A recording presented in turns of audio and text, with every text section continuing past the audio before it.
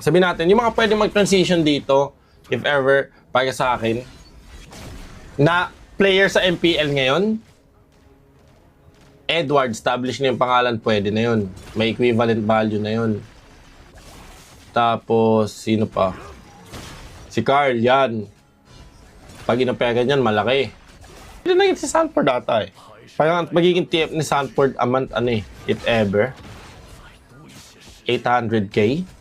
Pag nag-stream siya ng Honor of Kings. Si Kelra, si Kelra pwede din. Si Kelra, I think, sahod niya din doon, 800k. Ganun. Kelra, Edward, Sanford, Carl, yan yung mga. Si Carl, tingin ko yan, ka-TF yan Lorena J, nasa 1 mil above. Ganun. If ever. Chakno din pwede.